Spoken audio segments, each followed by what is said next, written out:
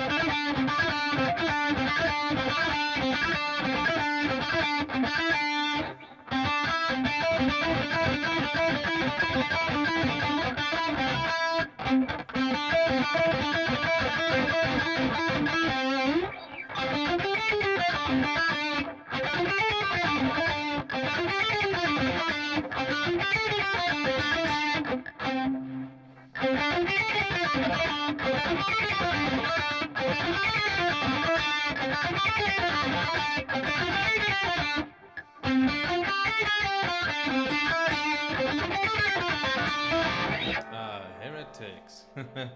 Good to see you again. No, I'm doing well. Just a bit cold in my hometown, so yeah, fingers are not really flowing as smoothly as I'd like.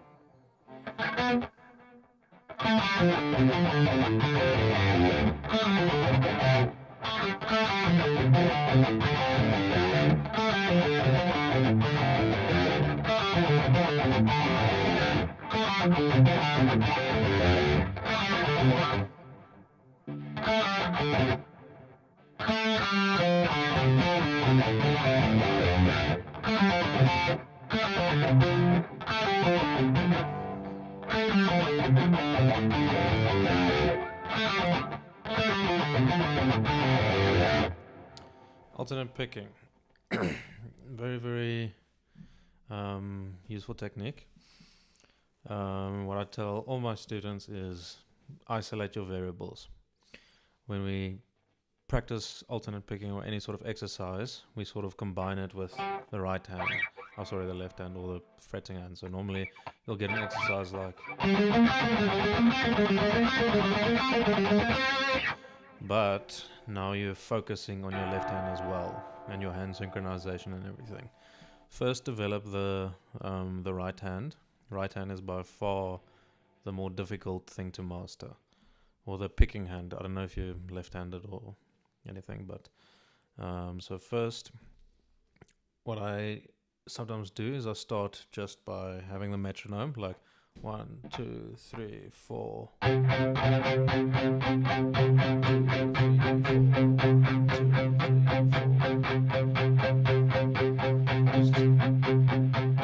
like that. And then focus on as well making sure that you're not exposing too much of the pick, because the pick is flexible, so if you're exposing too much of it, you're gonna have a lot less control over the pick. I grasp the pick very, very close to the edge, like there's like it's very, very little, like there's very, very little space, because my thumb and my index finger is going to be pressing against the adjacent strings. So because of that, my pick won't go too deep into the strings, which is going to cause a lot more effort to pick anything. Because if I'm going to be picking super deep in the strings, I have to travel quite a distance in order to get around the string or anything, or it's going to take a lot more effort. So shorten the distance quite a bit. Rest your hand there. Make sure that there's so many little details when it comes to this. Exercises are great, but if you do exercises incorrectly, it's going to be a waste of time. So that's the only reason I'm just going over these little things for you. So make sure your arm is put somewhere on the body. Not necessarily here like a country guy, or not necessarily here like a new metal guy. Just have it like, I guess you can use the bridge as sort of a gauge, and then sort of just place it somewhere on the bendy part, the curved part of the guitar. And then also place your palm on the bridge, or like you want that sort of stability. You want that stability. You don't want to really have your hand floating, because then you have a lot of energy that is wasted and it's not very consistent, and your motions are going to be much bigger. When you're strumming, for instance, then it's fine. Then you don't need to put your hand by the bridge, because then you don't have enough motion. But with alternate picking, it's a very small controlled motion. So you sort of want that stability. Then what do you do with these 3 fingers? That's also a very, very important thing. There's a bunch of debates about what the best thing is to do, but there's a universal understanding of what the worst thing is to do. And that would be this. Sticking your fingers out like this, extending them like that. That is a very, very bad thing to do, because now you're already putting a lot of strain on your forearm as well as your wrist. And what is recommended is have your hand in its resting position. Like your hand is not naturally like this. There's a reason you're able to bend this way and not the other way. It's because this is your natural resting position.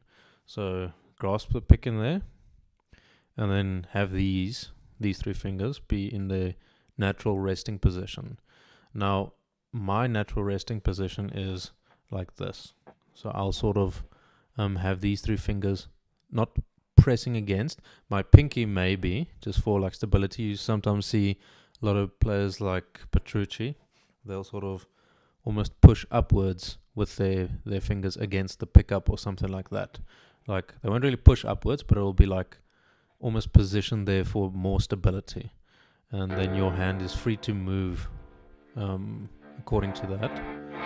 But you don't necessarily want to stretch them out like this or twist your wrist a bit too much.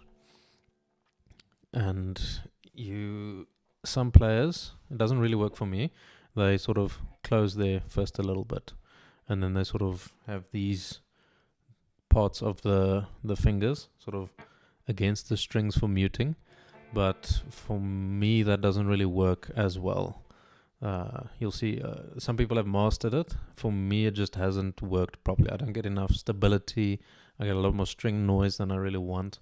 So I just relax my fingers like this, and then I pick.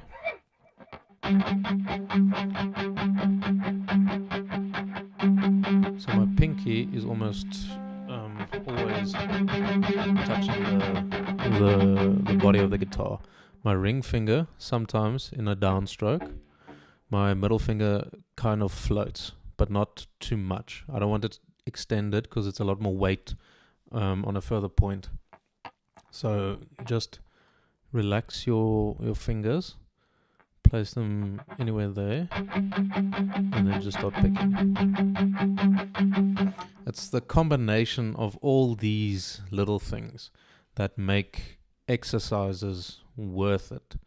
If you just blindly practice an exercise, you're not going to get anywhere unless you stumbled upon the correct technique by chance. And the majority of us did not stumble on the right way to play something. So you sort of want to first understand actually how the mechanics work before you start going on an exercise or something. So it's a lot of detail, but just to summarize, make sure you grip the pick not too far back. Make sure your forearm is in contact with the body. Make sure your palm is in contact with the body, and make sure that your 3 fingers are in a resting position. And then you can start just on one string. Pick any note, doesn't have to be anything. I want you to almost forget about the left hand totally. Like, don't worry about the left hand. Right now, our brain is focusing all our energy on developing the correct motion. So just like that.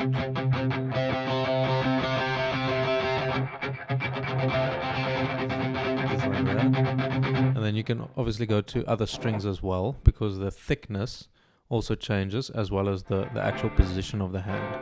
I don't want to necessarily now keep my fingers there and stretch like this, because that's going to be a problem. You sort of use your shoulder, believe it or not, you use your shoulder and your elbow to change strings, because you want your wrist picking motion to be as consistent as possible. So you sort of, when you go to the higher strings, you combine your shoulder and your elbow in order to get there, so that the motion doesn't change really. So it's like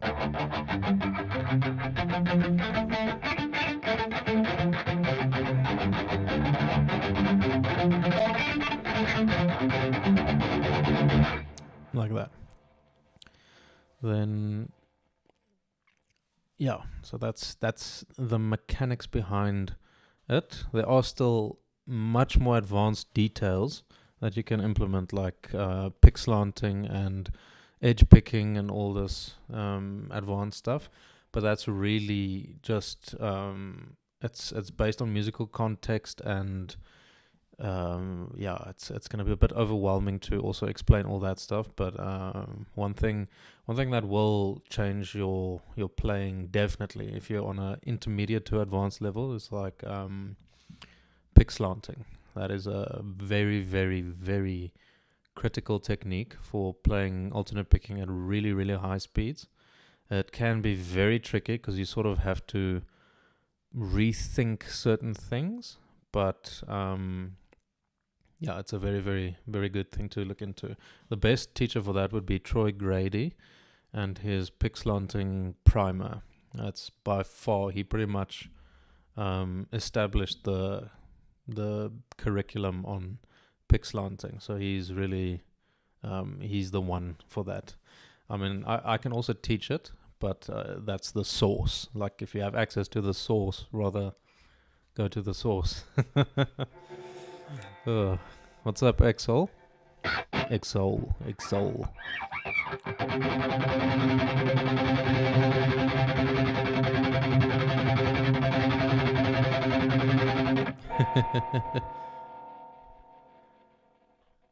Yeah.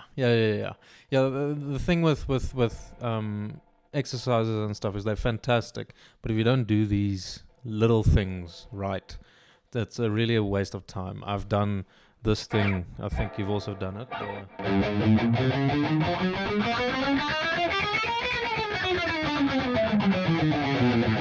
You've probably also done that. Everyone, when we start out, that's like the first exercise we learn, and it doesn't really get us anywhere.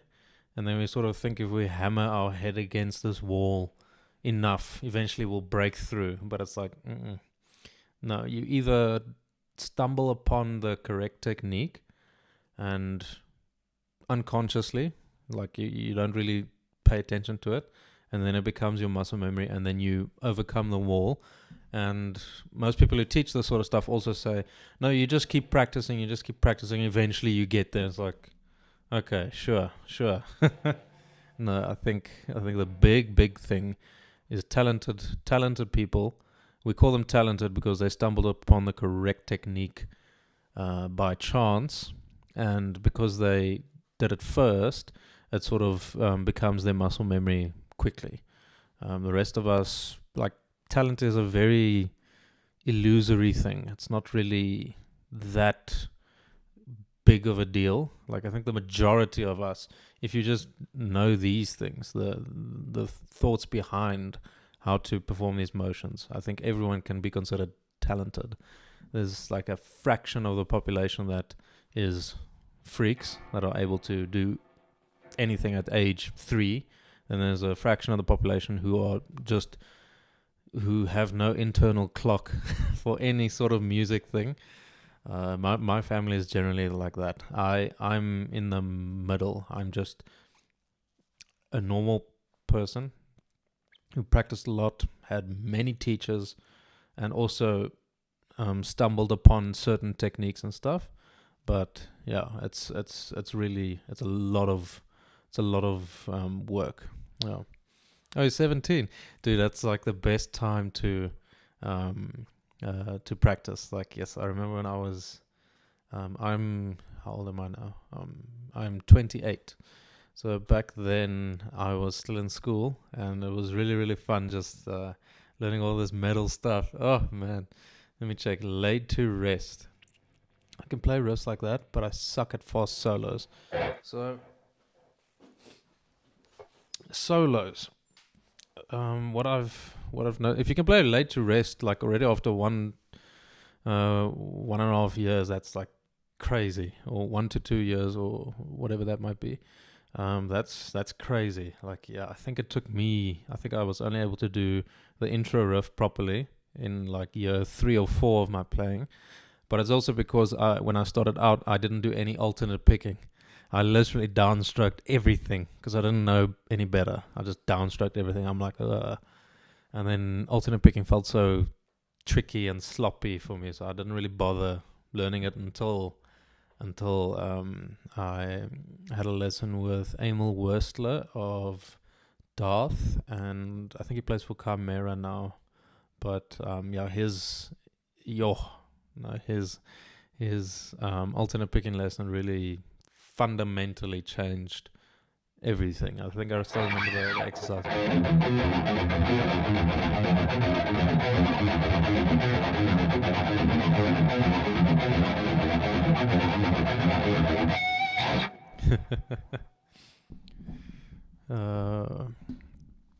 Alternate picking. Yeah, alternate picking is a game changer because literally you are able to go twice as fast because every time you pick down, you have to come up again. So it just makes a lot of sense too. It's like trying to do boxing with one arm, but you have a second arm. Like my right arm is my dominant arm, so I might as well just keep fighting with my right arm. But it's like you have two arms, so use it. Streams like this. You picked up the guitar 2 weeks ago. Welcome. It's a super exciting journey. So yeah, streams like this. Thing is, I work a full-time job as well, and also volunteer mostly in the evenings. So it really depends. Saturdays are very, very good for me, but I do practice at least once a day. So I stream. I'm based in South Africa, so I think it's +2 GMT. So right now, by me, it's about 10 to 11 in the morning. So on weekdays it'll be 6:30 a.m. till about 7:15, because then I gotta have breakfast and get to work. And then sometimes in the evenings is a bit more difficult because then I have other commitments as well. But that will be it'll be after 8 p.m. It won't necessarily be before then. But it depends on schedule and work and if I'm out of town or anything. But I generally try to practice at least once a day. Guitar Idol, yes, dude. Mark Morton and Alexi Laiho, yeah. The thing is that it gets updated the whole time. I think I can give a bit of a timeline for me. When I started out, it was Slash, because I started out with Guitar Hero 3. One of my best friend, who was also my best mate at my wedding, he introduced me to Guitar Hero 3, and I was like, damn, this is so cool. I didn't even know like you could do stuff with your left hand. I thought like guitar was just a thing.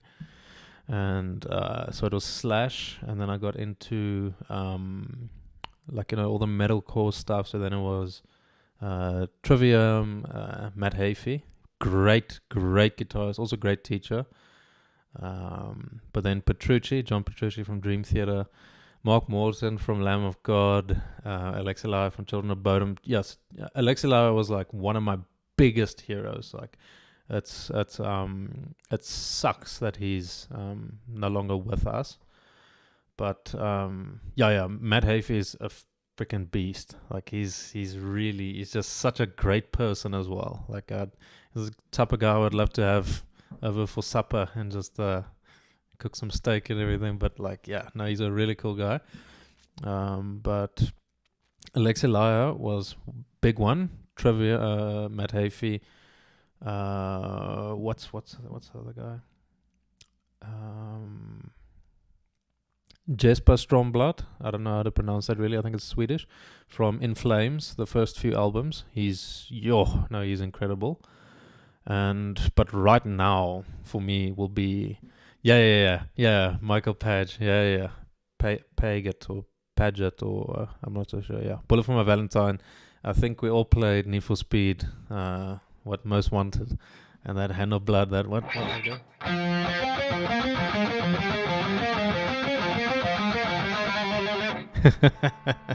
That was so cool.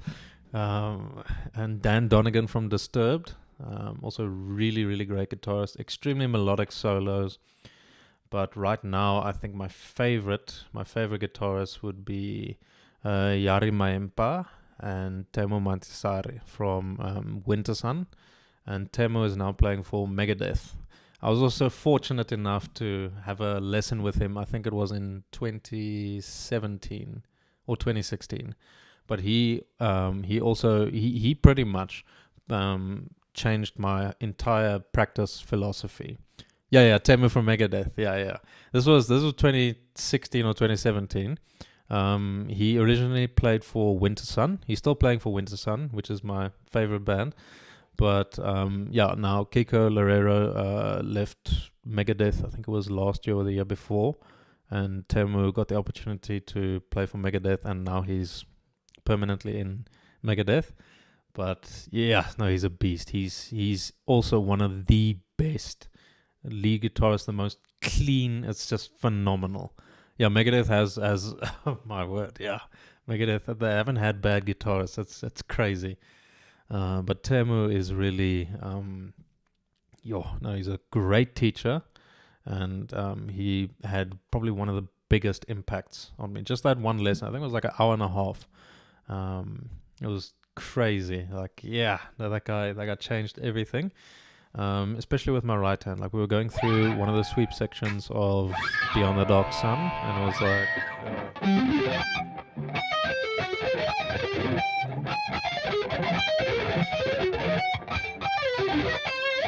he is very sloppy now, but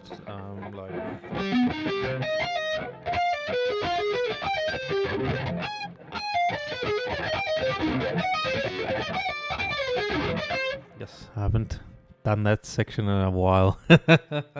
But essentially how he taught me to practice it is, again, forget about the left hand. Because, why? Like, you can just... You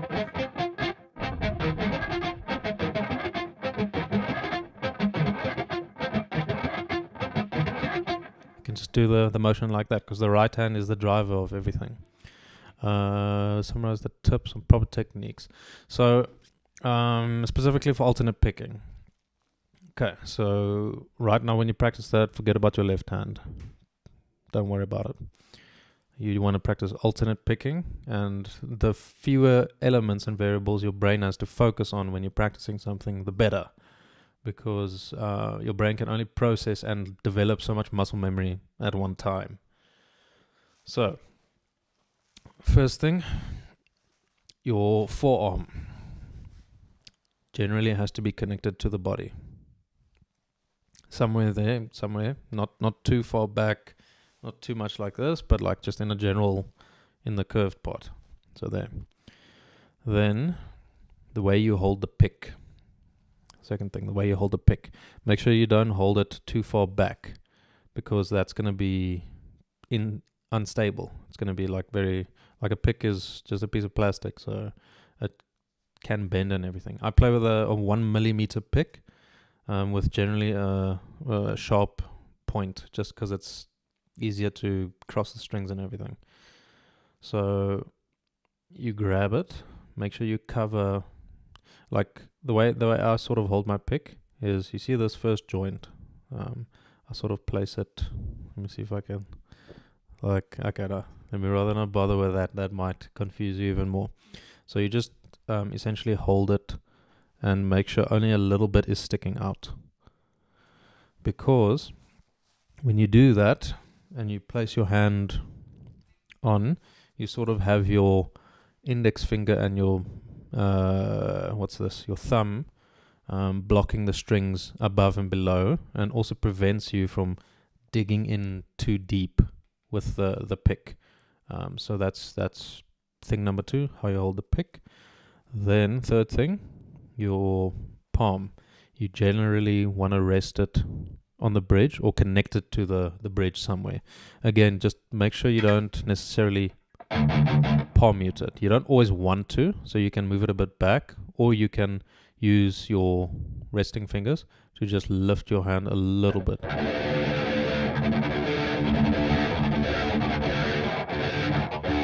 Like that.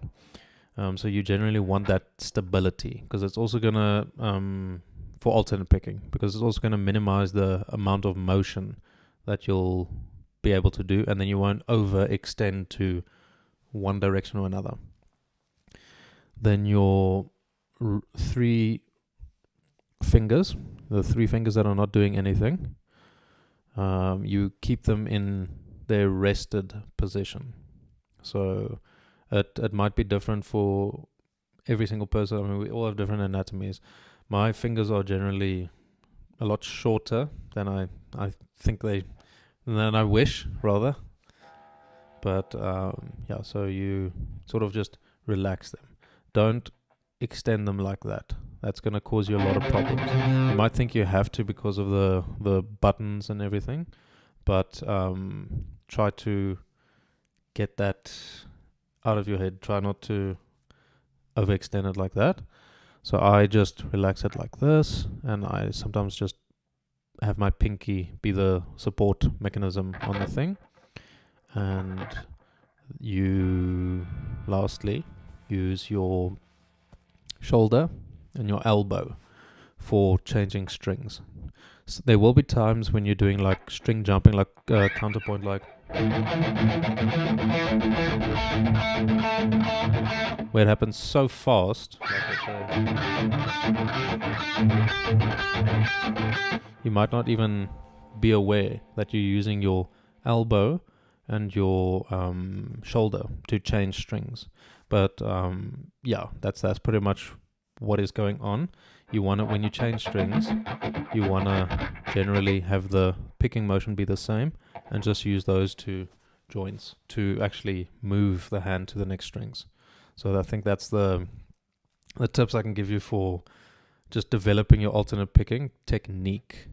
Exercises come later. Just develop the technique, the motions, the mechanics, and then we can add exercises and stuff to it, like even just go. But the exercises, although it sounds better and everything, or it's more fun or whatever, it's not going to help you if you're executing it with the wrong technique. So rather focus on the technique first. Any tips for bends, like B17 full and 14? Okay, so 17 and 14. So the first thing with bending is the choice of finger. The index finger generally is good for vibrato, but it's not very strong for bending. You need a lot more effort necessarily for that. So I mainly only bend with these three fingers, the pinky, ring finger and middle finger, because you can use the finger behind them to assist with the bending. Because right now, so I'm going to go to 14. You can use those fingers. Or my favorite finger to bend with is my ring finger. So, because then I have my other two fingers as well. Pinky I don't generally do, because I can't really vibrato nicely with my pinky. So I generally use these two fingers when I'm going to be bending anything. Then the second thing is the pitch. The pitch is the most important thing, and it will expose you as a amateur or beginner if the note you're bending to is out of pitch. So all a bend is you're increasing the tension on the string towards a certain pitch. So like let's say 14, and now you want to bend it a full step, which will be, so it'll be that pitch. So what I would recommend you do is you find your target pitch on another string, normally the string below it, so like the E string. So we want to bend to, there. So we want to bend to there, from there to there, so there to there. So what I would do is I would place my index finger on the target pitch and my ring finger on the one that we're going to be bending, and then I would play both, and then I would bend this one to that pitch. You'll sort of hear when they're not perfectly in tune with each other, so it's like this. So now it's like it's making a noise. So now if I bend it, then you hear like the tension between the two notes sort of disappears when you get to the right pitch. That's wrong. There we go. It sort of smoothens out. And also the thing is, when you go too high, you can hear the same thing. You don't want that. So then it sort of like evens out. And then you can do the blues thing.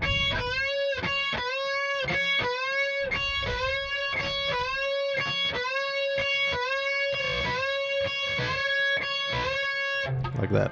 And same with the 17.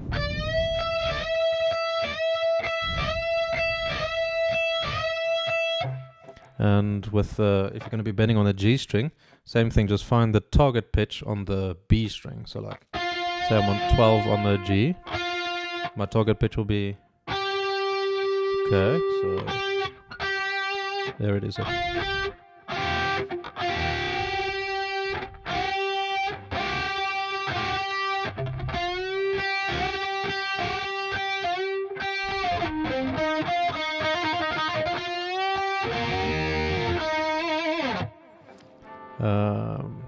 Yeah. No, like it's a very, very it's again the frustration I have with exercises and solos and stuff, because you can learn them, but if you don't understand actually physically how to execute it or what to focus on, it doesn't really help you. It just, you're just gonna keep again bashing your head against the wall, and it's not gonna really do anything for you. So yeah, just practice that. So just go. Also helps if your guitar's in tune. Very important. And if you have a lighter gauge strings. This is also a massive debate about the gauge of strings that you should use. People say, okay, Stevie Ray Vaughan played with 13s or something crazy. I don't know if that's true. But, and they say, oh, the tone's all there and stuff. I'm like, nah, maybe slightly. But I mean, he's also got really beefy hands, so he's got a lot of strength, so he can do all these bends and stuff. The lighter your gauge of strings are, the easier it is to bend. I, at the moment, play with 9 gauge strings. So it's a massive help for bending and everything. Plus, I don't necessarily press too hard or pick too hard, so it's not going to be a massive problem for someone like me. If you're like James Hetfield and dig in really hard, I recommend 40 gauge strings, like a cable or something. Otherwise, it's going to go out of pitch really easily, because the harder you press, like if I go, it's in 1 fret. It can go out of pitch. So you generally don't want to press too hard. With heavier gauge strings, it's you can press a bit harder. It won't really affect the pitch of whatever you're playing. But if you pick too hard as well, it's like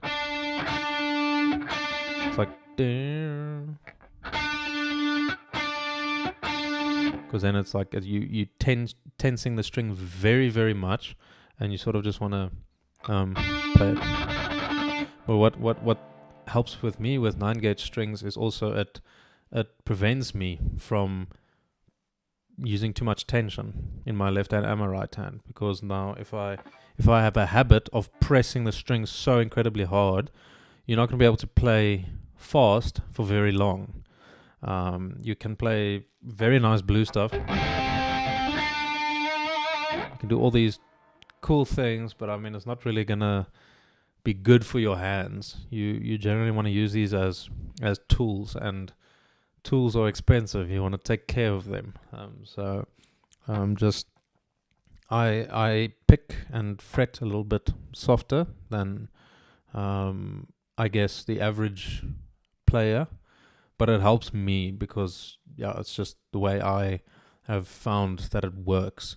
And you don't really have to use as much tension as you think you do, but it's super fun. Like just when you have these little breakthroughs and everything. Like every single lesson I've had with one of these amazing players, I just leave it like, what the flip? I can't believe I've been missing this.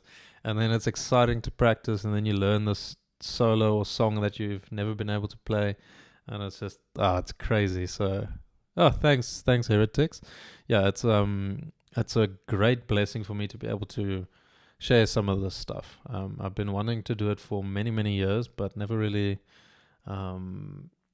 found a mechanism for it, because I do also teach locally here in my country, but I feel like it'll be much easier to reach the wider audience online, because there's so many people like yourself, for instance, who struggle with alternate picking, and you have millions of videos about exercises that'll obliterate your alternate picking and all that, that clickbaity stuff. But I mean, it doesn't really do anything if you don't do it properly. I'm from South Africa, so dead center of the Greenwich Meridian line. I think it's +2, very bottom tip of Africa. So yeah, this is where I'm from. Very, very nice country. Yeah, no, I love it. Yeah, we've been here for probably 400 years. Yeah, I think it's about 400. Well, we'll be 400 in, I would think, about 30 years, because our ancestors came here in 1658, and then South Africa has a massive history with a bunch of things. Like I mean, every country has a bunch of challenges and everything, but I love our country. I don't think I'll ever move out of this country. Like the people, the food, and the weather is just, and the wildlife. Like I hunt quite frequently, so we have really, really good wildlife here, and it's just super incredible to be born into a country like this. I pretty much say, like, when you create your character in any game, like then the starting zone is normally like the place you want to leave, but like for me now, the starting zone is the end game. So no, I really love it. Yeah.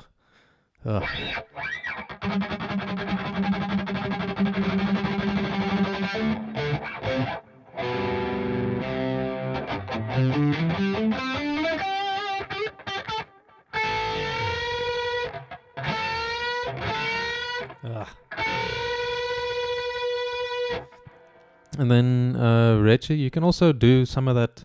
You call it scream bends and stuff. Like you can have a little bit of that tension, like I think in Scream Aim Fire's solo by Bullet for My Valentine, it starts like that. It's like it has that scream bend, that because now you're using two pitches. You're pretty much going, but now there's a thing.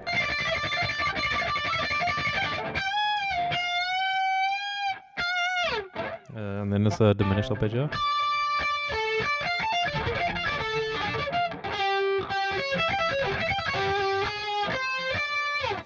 Yes, nothing else matters. What?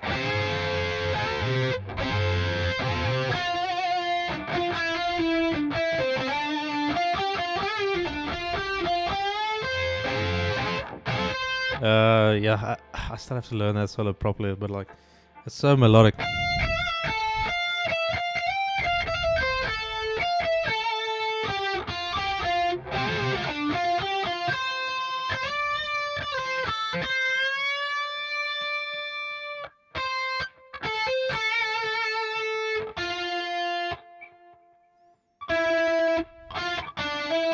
Yeah, I can't remember that last bit. I don't know, something like that. But yeah, no, it's also very, very melodic.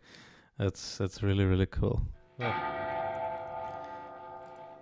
But yeah, no, super fun. We used to like the thing we win. Our country is extremely good with sport. Like we're the World Cup winners. I think for cricket, I haven't been keeping up with cricket over the past past few years. Like it's just very slow for me. It's extremely slow. It takes a lot of time. I was playing it when I was young, like batting and everything.